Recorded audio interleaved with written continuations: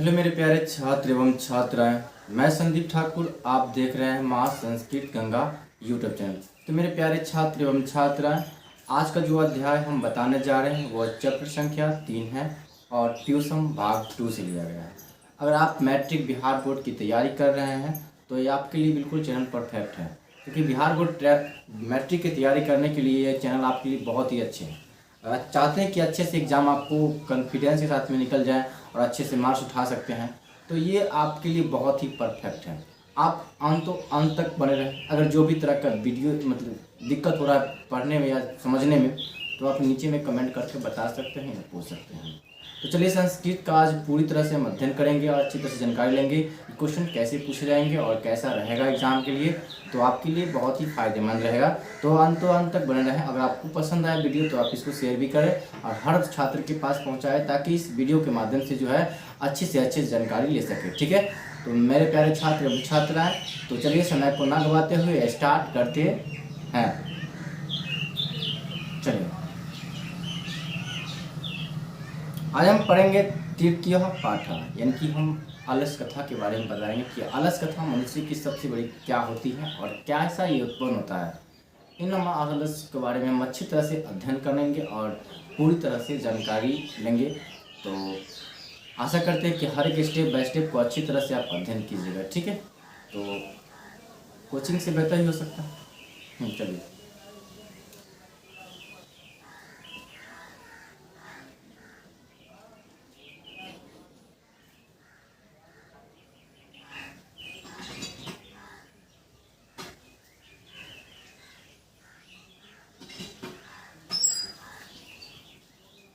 क्या कहा से ध्यान सुनेगा। अयम पाठ विद्यापतिकृतस्य कथाग्रंथस्य पुरुष परिच्छेदिनः नामकस्य अंश विशेषो वर्तते। अब यहाँ पर कहता है कि अयम पाठ मतलब यह पाठ में विद्यापतिकृतस्य यानी कि विद्यापति द्वारा कथा ग्रंथस्य पुरुष परिच्छेदी नामकस्य अंश विशेषो वर्तते। मतलब यह पाठ में विद्यापति द्वारा रचित कथा ग्रंथ जो है, इसमें पुरुष परीक्षा नामक विशेष अंग रूप में प्रदर्शित किया गया।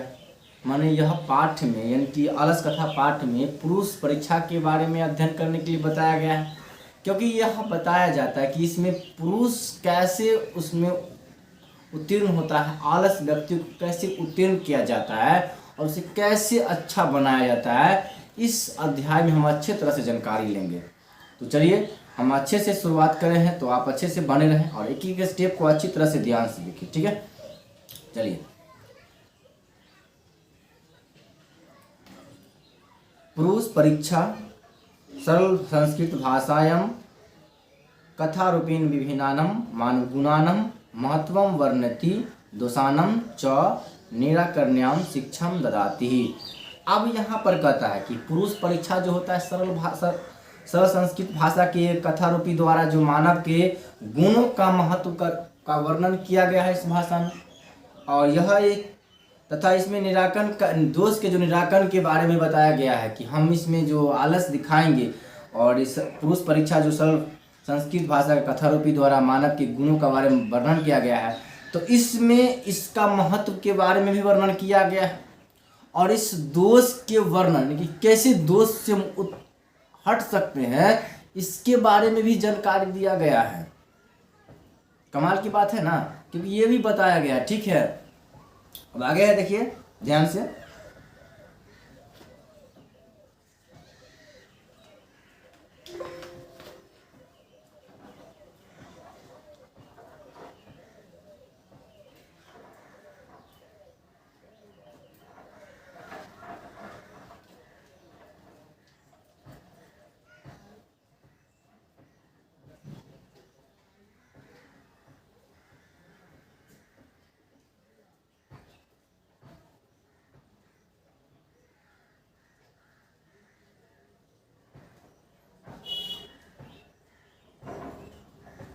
चलिए आगे बढ़ते हैं, ध्यान सुनिएगा।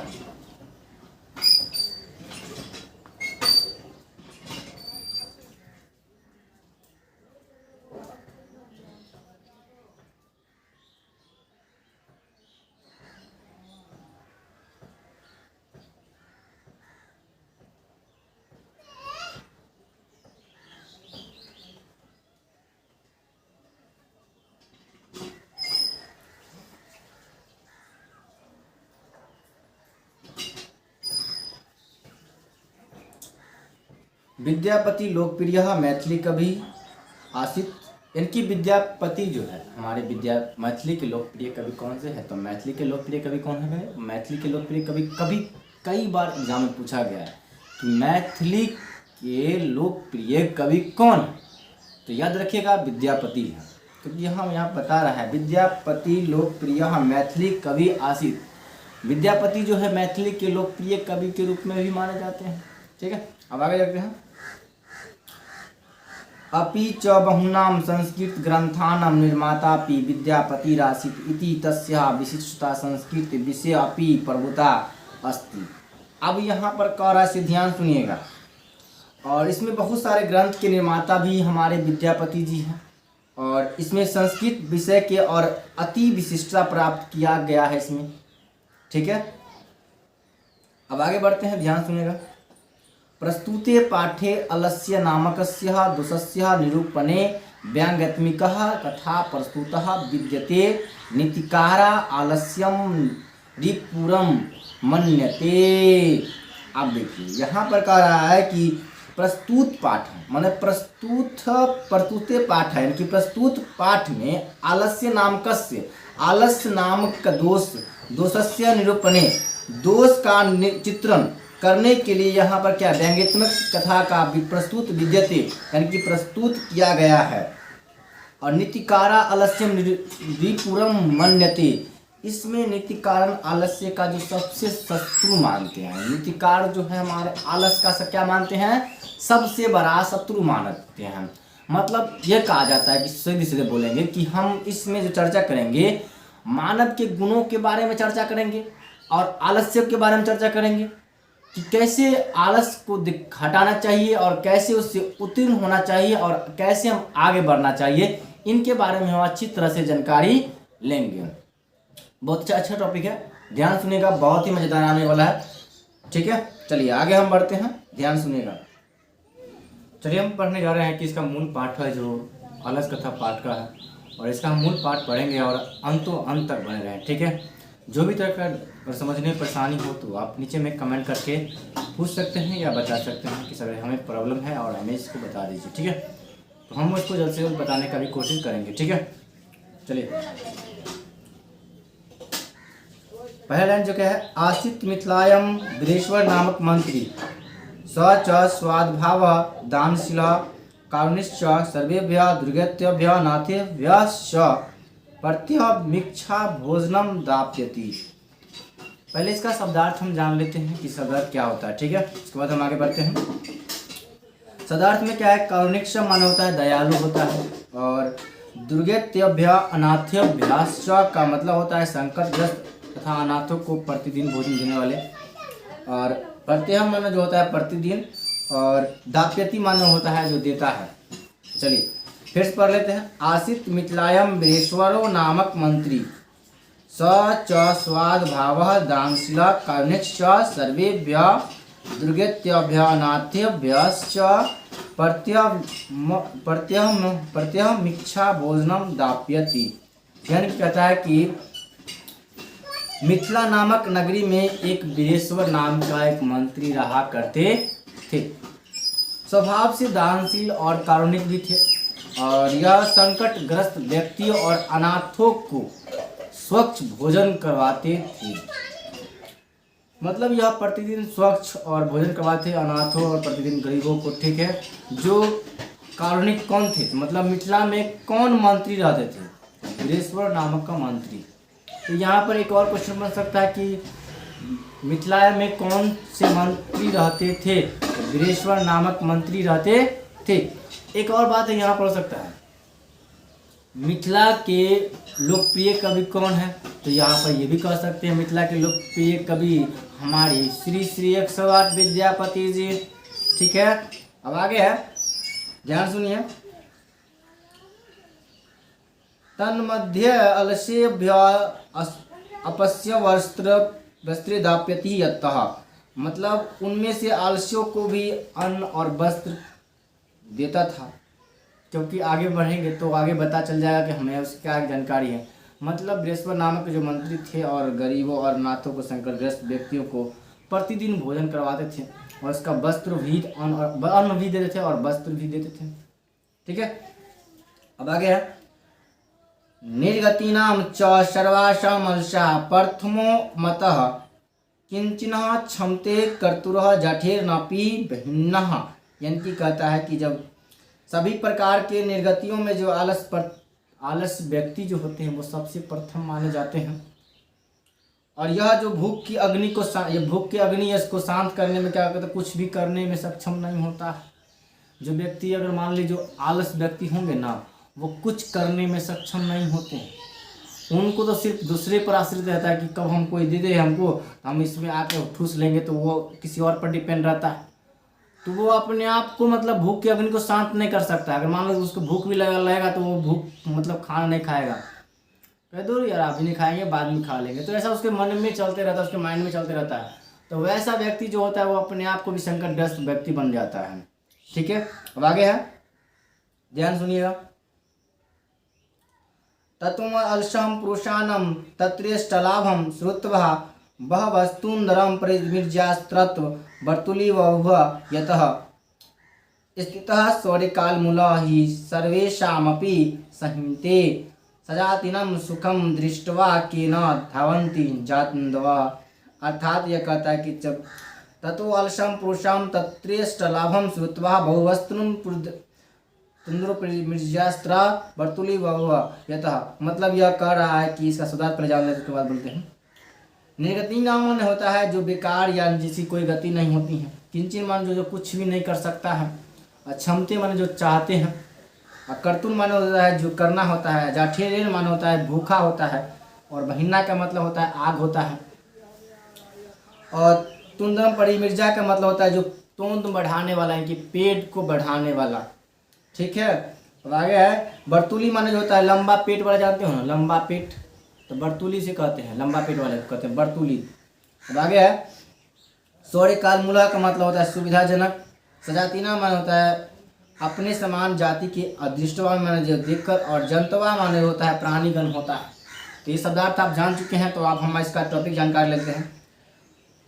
तो ये कह रहा है कि तब आलसी पुरुषगण वहाँ प्रचुर सुविधा को सुनकर, मतलब वहाँ पे जब आलसी पुरुष जो है उसमें अधिक मात्रा में अधिक भोजन को सुनकर उन्होंने क्या किया है, अपनी तोंद को लंबा कर लेता है, मतलब पेट को बढ़ा लेता है। वहाँ पे जाकर कुछ अच्छा फोकट मिलेगा तो अच्छा से खाएंगे पिएंगे, ये करेंगे वो करेंगे, मैं ऐसा इस तरह से उसके माइंड में चलते रहता है। क्योंकि वो दूसरे पर डिपेंड रहता है, खुद पे डिपेंड है तब तो जान के हाँ भाई हम भोजन क्या चीज़ है, भोजन किस तरह से आता है, भोजन क्या होगा, ये प्रकार सोच पाएगा। और जो व्यक्ति अगर मान लीजिए अगर निकम्मा होगा तो उसको समझ में थोड़ी आएगा कि भोजन कहाँ से आ रहा है। वो तो जैसे आप उसको मिलेगा वो ऐसे वो ठूस लेगा अच्छा से, क्योंकि फोकट में जो मिलता है वो अपने ग्रहण कर लेता है।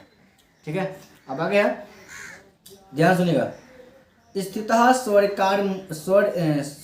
स्वकर्य मूलः ही सर्वेषामपि संहिते सजातीनां सुखम दृष्ट्वा केन धावन्ति जातंतवा।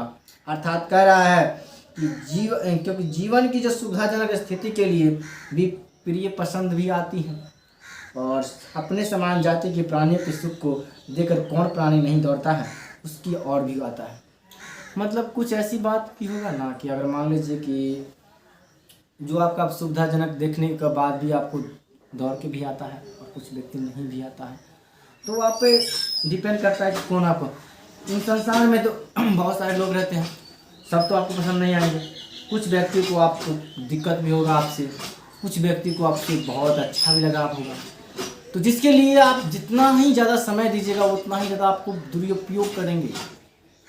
हम जानते हैं क्योंकि हमें प्रैक्टिकल से किए हैं, बहुत नज़दीक से देखे हैं, हम हर वो चीज़ को नज़दीक से देखे हैं।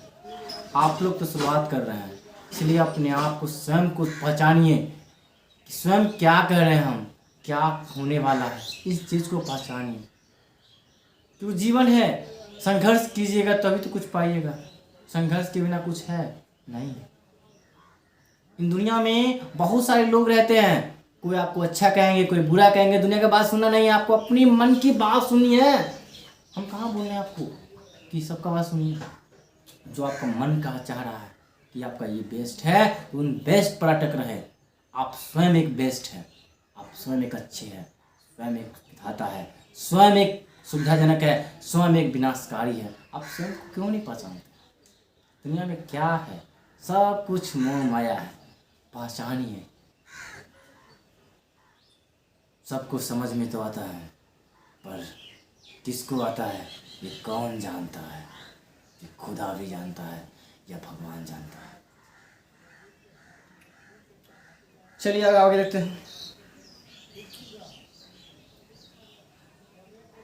पश्चादलशानम सुखम दृष्ट्वा धूर्तः अपि कीर्तमालस्या दर्शयित्वा भोजनम गृह्णति। मतलब यहाँ पर ये बोल रहा है कि जो इसके बाद जो आलसी व्यक्ति को सुख को देखकर, कुछ धूर्त व्यक्ति जो ठगने वाले व्यक्ति होते हैं ना, आलसियों को दिखाकर अपना भोजन को ग्रहण कर लेते हैं।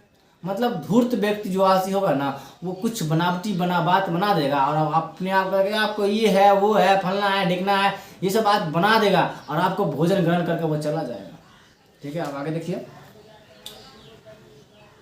तदंतरम मलशः आलस्यायम बहुद्रव्य व्ययम दृष्ट्वा तन्योगी पुरुषे प्रामिष्टम यद क्षम बुद्धध्या कौन्या केवलस्यभ्य स्वामी वस्तूनि दाप्यति कपटेनालसः अपि गृह्णति इतस्माकं प्रसादः। मतलब जो तब आलसशाला में जो अत्यधिक धन को व्यय देखता है तो उसमें एक नियोगी पुरुष जो सोच लेता है, मतलब जो अच्छा व्यक्ति होता है वो सोच लेता है कि यार किस सद्बुद्धि तथा दयालुता के कारण आलस्यों की स्वामी द्वारा दी गई वस्तु को सब कपट के द्वारा जो लग होते हैं वो सब क्या आलसी नहीं है, वो वस्तुओं को प्राप्त कर लेता है। मतलब जो वीरेश्वर नामक मंत्री जो है और उन्होंने मंत्री के द्वारा जो भोजन आन वस्त्र भेजा था उसके द्वारा देखा कि पुलिस यार सब के सब भोजन कर लेता है और हम मतलब कुछ नहीं कर पाते हैं और ये एक तरह से हमारे द्वारा एक तरह से भेजा जाता है और हम इन पर मतलब कुछ एक्स्ट्रा चीज़ सोचते नहीं हैं, जैसा कि हम सोचते हैं उसके बाहर हो जाता है। मतलब ऐसा होता है, नहीं पर सोचता है यार मतलब भोजन भी ग्रहण कर लेता है और मतलब कुछ भी अलग टाइप से मतलब भोजन कर लेता है और मतलब यहाँ पर अजीब टाइप हो जाता है। उस प्रकार उसके माइंड में चलता था, तो वो उस चीज़ को सोचा और विचारा कि यार क्यों नहीं इन सब चीज़ को हम एक अध्ययन करें और इसके बारे में जानकारी लें, क्योंकि आलस पुरुष कौन है और निकम्मा कौन है और कौन है मेहनती वाला है और कौन अच्छा करने वाला है। तो उन व्यक्तियों को सब पूरा करने के लिए उन्होंने कुछ एक्स्ट्रा दिमाग लगाया और देखिए क्या दिमाग लगा उसमें। चलिए आगे देखते हैं। तो उन्होंने सोचा कि यार हमारी कमी है कि अब आगे बढ़ते हैं। यदि भवती तदालसा पुरुषाणां परीक्षां कुर्मः इति परामर्श्या प्रसुप्तेषु आलस्यां तन्योगी पुरुषा बहिन्नां दापित्वा निरूपितमासु। अर्थात यह कहता है, इसका पहले हम जान लेते हैं, इसका शब्दार्थ जान लेते हैं।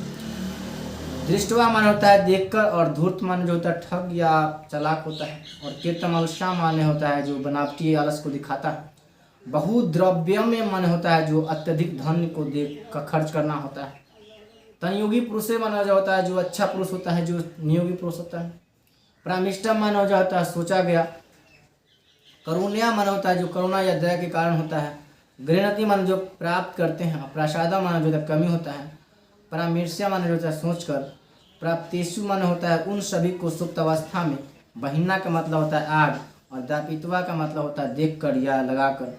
तो उन सब को चीज़ का जानकारी ले ली शब्दार्थ को। अब इसका थोड़ा एक बार पढ़ लेते हैं। यदि भवती तदामर्शल पुरुषाणां परीक्षां कुर्मा इति परामर्श्या प्राप्तिषु अलस्यालयं तन्योगी पुरुषा वहिन्नां दप्यति निरूप्यमाशु। अर्थात यह कहते हैं कि यदि हम उन आलसी पुरुष की परीक्षा करें तो ऐसा हमको जान सकते हैं कि वह उसमें से कौन व्यक्ति आलस है और कौन व्यक्ति आलसी है और कौन व्यक्ति नियोगी पुरुष है। तो उन मतलब सोई हुई अवस्था में मतलब पूर्व परिचय मतलब सोचा गया और सोई हुई मतलब जब सभी लोग वहाँ पे उस आश्रम में मतलब उस आलसशाला में जब सभी लोग सो रहे थे तो उस आलसशाला में एक नियोगी पुरुष ने क्या करता है देखिए। पहले उस आलसशाला में एक नियोगी पुरुष ने आग लगाकर चले जाते हैं। मतलब उसको परीक्षा ले रहा था कि कौन व्यक्ति बाहर निकलता है, कौन व्यक्ति भागता है, कौन व्यक्ति इससे सामना करता है, कौन व्यक्ति इसको पानी डालता है, कौन व्यक्ति ये बैठा है, कौन व्यक्ति सोया है। तो इन शिफ्ट को परीक्षा लेने के लिए नेगेटिव प्रश्न ने बहुत अच्छे अध्ययन सोच लिया। चलिए अब आगे देखते हैं। अब हम यहाँ पे बहुत सारे क्वेश्चन भी आप बनता है, तो आप अच्छी तरह से ध्यान से सुनिएगा, ठीक है। आपको बाद में मत कहेगा सर हम आपको बताए नहीं, और मतलब हम जल्दी में बता दिए हैं। हम जल्दी नहीं बताने की कोशिश कर रहे हैं, आप जैसे आप समझना चाहते हैं वैसे ही हम बताएंगे, ठीक है। ठेठ में चाहे हिंदी में चाहे जो भी चीज़ में समझना आप चाहते हैं उसमें समझा देंगे, ठीक है।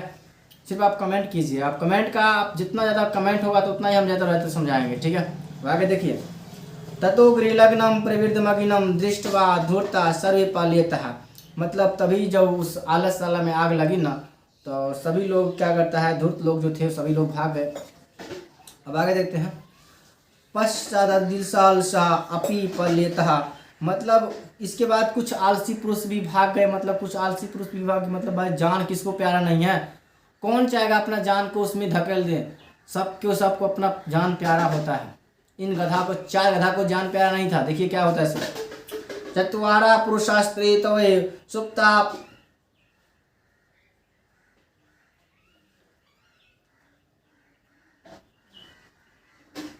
ध्यान सुनिए, चत्वारा पुरुषास्त्रे तवेव सुप्ता परस्पर मल्यम मल्पन्ति। एक अब देखिए यहाँ पर 4 पुरुष तब तक सोते, तब भी वहाँ पर सोते हुए कुछ बात कर रहे थे अपने में। अब क्या बात कर रहे हैं तो उसकी जानकारी हम आपको दे रहे हैं।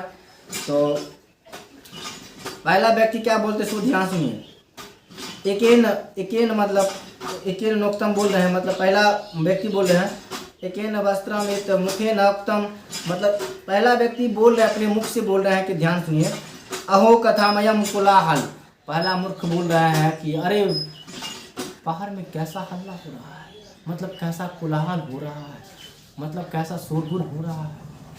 पहला व्यक्ति बोल रहा है, कुछ नहीं बन सकता है, पूछ सकता है एग्जाम में कि प्रथम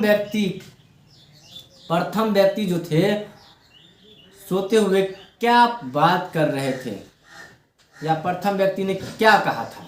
तो ये कहेगा कि कैसा कोलाहल हो रहा है, यानी कैसा हल्ला हो रहा है, ठीक है। अब चलिए द्वितीय नोक्तम क्या कर रहा है सुधीर, तर्क यति यदस्मिन गृहे अग्नि लग्नोस्ति, मतलब शायद, अब द्वितीय व्यक्ति बोल रहा है शायद घर में आग लग गया है। अरे मूर्ख, अब जब आग लग गया तो भागो, बाहर निकलो। तो वो व्यक्ति बोल रहा है कि शायद घर में आग लग गया है, कोई आओ हमको उसको उठा के लेके चले जाओ बाहर। अरे बेवकूफ, कौन उठाएगा, तुम जाएगा ऊपर जाएगा, खुद जाएगा। लेकिन देखिए समय के मारा है, समय क्या क्या करवाता है सो देखिए। अब आगे देखिए, तृतीय नोक्तम बोलते हैं, कोऽपि तथा धार्मिको नास्ति इदानीं जलाद्रव्याशोर्भि कटिर्वाश्वान अस्मान प्राणवीर्नति। अब यहाँ पर तृतीय नोक्तम बोल रहे हैं, मतलब तृतीय व्यक्ति बोल रहे हैं, ध्यान सुनिए। तीसरे ने कहा था कि कोई धर्मात्मा नहीं है जो हम पर जल से भिंगाए हुए या छिड़का दे, मतलब जल से भिंगाए या जल ऊपर से छिड़काए, मतलब कोई धर्मात्मा नहीं है जो हम पर जल बरसाएं या कोई चटाई लाकर हम पर उड़ा दे ताकि हम सुरक्षित रहें, हम यहाँ से सोते रहें और हमें यहाँ से बाहर नहीं ले। इतना बड़ा ठीठ था और इतना बड़ा निकम्मा था, इतना बड़ा चोटा था, समझे। ये बाहर निकलने का तो नाम नहीं ले रहा था, लेकिन ये सोच के कि क्या हम बाहर निकलेंगे तो जान बच सकता है ना, ये गधा को समझ में थोड़ी आ रहा है। ये तो सोच रहा है कि हम तो आराम से सोते रहें, कोई धर्मात्मा आए हम पर जल बरसाए या जल का कपड़ा डाल दे या कोई हमारे यहाँ इस पे आके चटाई उड़ा दे ताकि हम सुरक्षित रहें, ये सोच रहा है। अब आगे देखिए, चतुर्थी नोक्तम बोल रहे हैं, मतलब चतुर्थ व्यक्ति बोल रहे हैं, मतलब चौथे व्यक्ति बोल रहे हैं, क्या सुने, अरे वचाल कति वचनानि वक्तुम शक्नुतः तुष्णीम कथा न तिष्ठत। अब देखिए चौथे व्यक्ति ने बोल रहे हैं अरे बर बोले, मतलब अरे बर बोले मतलब बहुत बोलने वाले, अरे बर बोले तुम कैसे वचन बोलते हो, मतलब तुम क्या बोल रहे हो, तुम कैसे बोलते हो, तुम क्यों चुप नहीं हो रहते हो। मतलब चौथे आलसी बोलते अरे बचाल तुम सब क्या वचन बोल रहे हो, तुम सब चुप क्यों नहीं रहते हो। थोड़ा समझदार है लेकिन देखिए तो निकम्मा भी है। तो अब आगे है, इसका ध्यान सुनिए, इसका हम पहले शब्दार्थ जान लेते हैं। गृह लग्न माना होता है घर में लगी हुई, और प्रवृद्ध मग्ना मानो जो बढ़ती हुई आग होता है, और पलायिता मानो जो भाग गए, अच्छा चतवारा मानो होता है 4 होता है, और सुप्त मानो जो सोए हुए, अल्पंती माना होता है वार्तालाप करते हुए। वस्तु वृत्ति मुखेन माना कपड़े से ढका हुआ मुख से। अग्नि लग्नो अस्थि माना जो आग लगी हुई। इदानी माना इस समय होता है। जलाद्र माना जल से भींगा हुआ। कटी माना चटाई होता है। परिविनोती माना जो ढका हुआ होता है। और बचाल माने बड़बोले होते हैं। और तुस्निम का मतलब होता है चुपचाप। अब आगे है इसका तत्व, अब आगे ध्यान सुनिए। ततश्चतुर्थमपि तेषामेवः परस्पर लापं श्रुत्वा भिन्नं च प्रविष्टमेषां पुरे पतिर्यत्यन्तः दृष्ट्वा नियोगी पुरुषवर्धेन चत्वाराल्शो केशवा वाकृष्य घृत्वा गृहाद् बहिकृतः। मतलब उन तब तक उन चारों व्यक्तियों को आपस में वार्तालाप को सुनकर, बढ़ती हुई आग को देखकर और गिरता हुआ उस पर मतलब बढ़ती हुई आग जो भयानक रूप लिया था, प्रकट हो गया था, उस आग को देखकर एक नियोगी पुरुष ने क्या किया, उस मृत्यु या मर जाने के भय के कारण, मतलब उसको मर जाने के भय के कारण उनको क्या कहते हैं, झोंटा पकड़ा और केस पकड़ के बाहर को खींच डाला, उसको बाहर निकाल दिया। अब आगे बढ़ते क्या करता है सुधियान जी। पश्चात लोक्य तनियोगी भी पठितम, मतलब उसके बाद क्या हुआ, उसको देखकर नियोगी पुरुष ने कहा सुनिए, मतलब उसको मतलब जब बाहर छोटा पकड़ बाहर निकाल दिया उस चारों पुरुषों को, तब उसके बाद उन्होंने नियोगी पुरुष ने क्या, मतलब अच्छे व्यक्ति ने क्या बोले से सुनिए। पतिरेव गति स्त्रीणाम बालकानाम जननी गति, मतलब पति की जो गति करता है स्त्री गति करता है, यानी कि स्त्री गति कौन करता है तो पति करता है, बालक गति कौन करता है तो माँ करती है, यानी कि माँ जननी करती है, यानी कि माँ की जो गति करता है वो पुत्र होता है, यानी कि जो इस प्रकार से इसमें लॉजिक बनाया गया है। ठीक है, अब आगे है नानशालम गति काचिलाओ के करिण्यम बिना। अब यहाँ पर कह रहा है कि संसार में दयालु पुरुष के बिना आलस्य की क्या गति हो सकता है। अगर संसार में अगर दयालु व्यक्ति नहीं हो तो उस निकम्मे व्यक्ति का क्या हश्र होगा, तो ये भगवान भी नहीं जानता है। ये तो बात सही है कि आलस करने से कोई भी चीज़ का हल समस्या दूर नहीं होता है। तब तक आपकी समस्या दूर नहीं हो पाएगा जब तक आप स्वयं को अपने आप को ढल नहीं पाइएगा, अपने आप को संघर्षशील नहीं बनाइएगा, तब तक आप उस समस्या से जूझते रहिएगा और उस समस्या में निपटते रहिएगा। अगर समस्या से अलग होना है तो कुछ नया अध्याय निपटिए, और अध्याय का निपटने का एक ही मात्र है, स्वयं को बदलाव कीजिए। लोग को बदलते रहिएगा तो जिंदगी भर आपका खराब हो जाएगा कैरियर, लेकिन लोग बदल नहीं पाएंगे। आप स्वयं को बदल लीजिए, लोग खुद बदल जाएंगे इस आपका तरीका देखते हैं। यही सत्य है और यही आपका सत्यता है कि लोग बदलने की क्रिया हम बहुत समय देखे थे। हमने बहुत सोचा हो कि मैं लोग बदल दें, लेकिन ऐसा कुछ नहीं होता है। लोग को बदलते बदलते हम स्वयं को समझ गए कि हाँ, लोग को बदलने से फायदा कुछ नहीं मिलने वाला है, स्वयं को ही बदल लेते हैं, क्यों नहीं, कि लोग अपने आप खुद बदल जाए। यही बात है। अगला है पश्चातेषु चतुर्श्लेषु ततो अप्यधिकारम अधिकतम वस्तु मंत्री दाप्यमाशः, मतलब इसके पश्चात जो मंत्री वीरेश्वर जो थे, उस जो अधिकांश वस्तु उन चारों मतलब आलस्य व्यक्तियों को दे दिया। मतलब इस कहानी में बहुत, और इसका सदार जान लेते हैं। परस्पर लापम माने जो होता है आपस में वार्तालाप करना होता है। स्त्रोतवा माने जो होता है सुनता है। और प्रवृद्धा माने जो होता है फैली हुई। और पतिश्यंता माने जो गिरते हुए। और बद्धश्यन माने होता है मृत्यु के डर से। केश से रेशवा कृष्य माने होता है केश को खींचना होता है। और गृहद माने जो घर से होता है। पतिरे माने जो होता है पति। और जननी माने जो होता है माँ होता है। कार्णिका माने जो होता है दयालु लोग होता है। दाप माया मासा माने होता है दे डालता है। ठीक है, तो उसमें ये कहानी से ये सीख मिलती है कि कोई भी कार्य को करने से आलस नहीं करना चाहिए। अगर आलस करोगे तो कोई भी कार्य आपका सिद्ध नहीं होगा। अगर आपको कोई भी कार्य को सफल बनाना है तो अपने अंदर से वो आलस को दूर करना ही पड़ेगा। अगर आलस को दूर करिएगा तभी आप एक सफल व्यक्ति बन पाइएगा। इस अध्याय से बहुत कुछ सीखने को मिलता है कि कोई भी कार्य को अपने मेहनत और लगन से कोई भी कार्य को सिद्ध कर सकते हैं। हम बारंबार अध्ययन करने से कोई भी चीज़ को हम सफल बना सकते हैं। इसलिए आप बारंबार मेहनत कीजिए, बारंबार उस चीज़ को पढ़िए, बारंबार उस चीज़ को याद कीजिए। याद करने से कोई भी समस्या का दूर आपको मिनटों में हो सकता है। आप क्यों नहीं सोचते ये बात? क्या कोई भी टीचर आपको सिर्फ क्लास भर समझाते हैं, क्लास के बाहर आपको स्वयं ही समझना पड़ेंगे। क्या कोई मास्टर नहीं है, कोई ब्रह्मा नहीं है हम लोग, कोई विष्णु नहीं है जो आपको घोर के पिला देंगे तथास्तु आप स्वयं बन जाओ विधाता। वैसा कोई रूल नहीं बना है। जितना मेहनत कीजिएगा उतना ही सफल पाइएगा, इसलिए आप मेहनत पर ज़्यादा फोकस कीजिए। हो सके तो अपने आप को ढाल दीजिए एक अच्छे एक स्टूडेंट के नाते। विद्यार्थी का मतलब क्या होता है आप बताइए।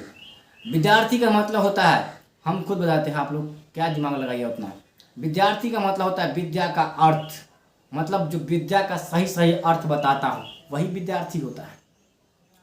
अगर विद्यार्थी का मतलब अगर विद्या का अर्थ ही निकालना हो जाए तो वो विद्यार्थी नहीं कहलाते हैं। इसलिए सही अर्थ चुनिए और स्वयं को पहचानिए कि आपके लिए कौन परफेक्ट है और कौन परफेक्ट नहीं है। सिर्फ बुझने और समझने से कुछ नहीं होने वाला दुनिया में, इसलिए आप स्वयं को पहचानिए। एक स्वयं शक्तिशाली है और एक स्वयं विनाशकारी भी है। इसलिए मेरे प्यारे छात्र एवं छात्राएं, अगर ये वीडियो आपको पसंद आए तो इसको लाइक कमेंट और शेयर कर लीजिए। अगर जो भी तरह का समस्या हुआ हो तो आप नीचे में कमेंट करके बता सकते हैं या पूछ सकते हैं। तो मेरे प्यारे छात्र एवं छात्राएं, ये वीडियो कैसे लगी आप नीचे में कमेंट करके जरूर बताएं और हम आपको कमेंट कर जल्द से जल्द निदान करेंगे और अगले वीडियो में इसी बेहतर भी हम समझाने का प्रयत्न करेंगे। तो मेरे प्यारे छात्र एवं छात्राएं, मिलते हैं नेक्स्ट वीडियो में। तब तक के लिए जय हिंद, जय Bharat. Thank you for watching my dear friends, love you.